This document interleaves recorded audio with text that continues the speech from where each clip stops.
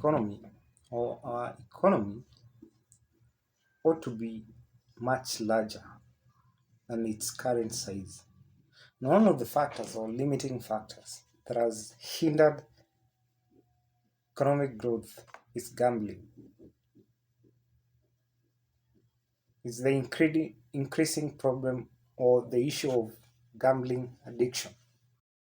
And recently the Kenya Revenue Authority reported collecting a record breaking 13.2 billion from betting companies during the 2024-2025 financial year.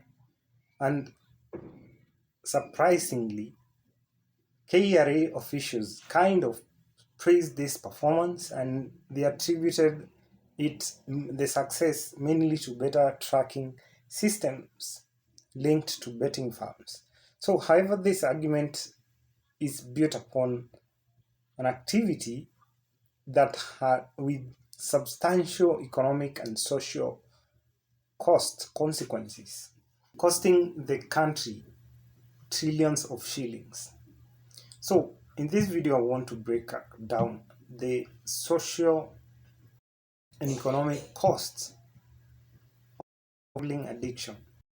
And my argument and my is to why country we need to take a very decisive action against gambling if we are to fix and the issues like youth unemployment. We have to take a bold move, and that's a complete ban of gambling. So, what is the true cost of gambling addiction? So, number one is financial losses to individuals and businesses. This one is the most direct one, and quite a number of Kenyans, especially low-income individuals, engage in online betting. So that's known, and their losses translate to severe financial consequences, including reduced personal savings, selling of assets, loss of money that is meant for essential household expenses, and ultimately, this is the main reason many businesses in the country are closing. And it's outrageous that we celebrate gambling as a revenue source for the government, yet we keep wondering why businesses are failing, which subsequently shrinks our tax base, or tax base for the government in that case. So the cost number two is the money that is mopped up from our economy. And this is in terms of hundreds of billions. And, you know, at its fundamental level, gambling mops up billions from our economy. Of course, many gamblers lose more money than they win. So this means that a significant amount of income for individuals and even the household is channeled into the gambling industry. And the fact that most of betting companies are owned by foreigners means that the money lost by gamblers is flown out of the country and never reinvested in our economy. So, latest figures reveal the immense scale of the money that we lose every year, and it's very disheartening. You know, a leaked report from 2019 revealed that Kenyans at one time placed bets worth over 30 billion in a single month, and this translates to an annual loss of over 360 billion.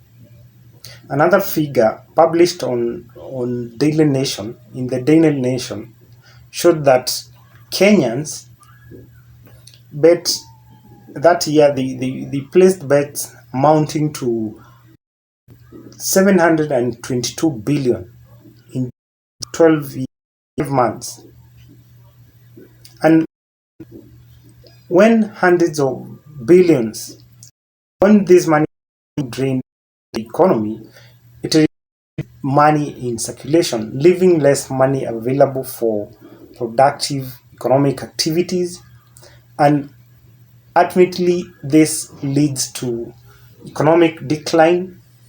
So businesses close, jobs are lost, and the tax base reduces. So the third social and economic cost of, or the cost of gambling, is the hindered innovation and entrepreneurship. Innovation and entrepreneurship are key factors in overcoming the issue of youth unemployment in our country.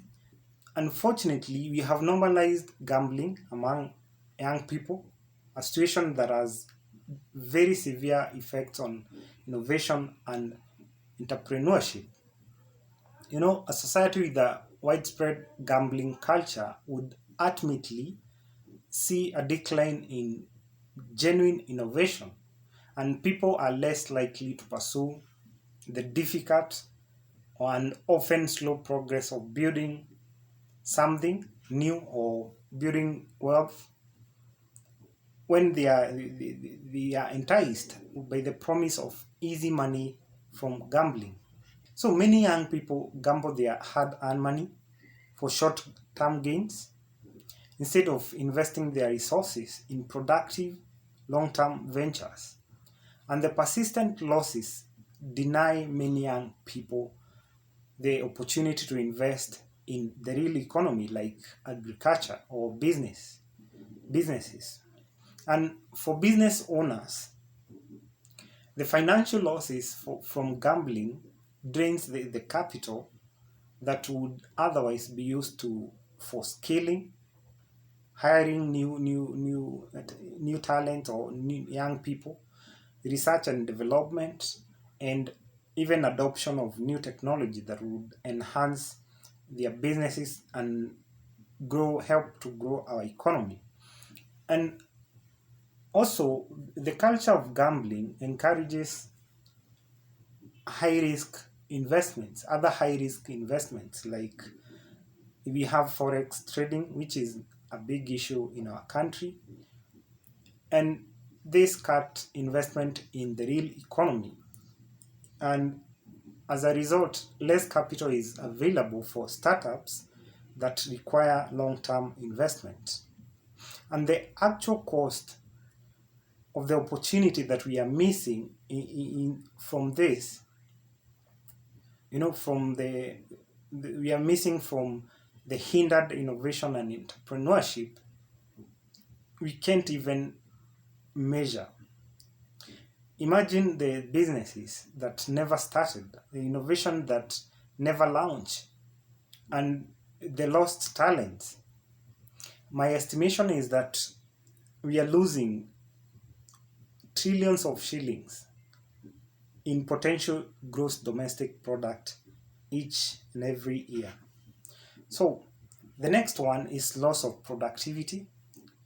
Gambling is known as a cause of significant loss of productivity in workplaces due to issues like reduced focus, absenteeism, and poor work performance.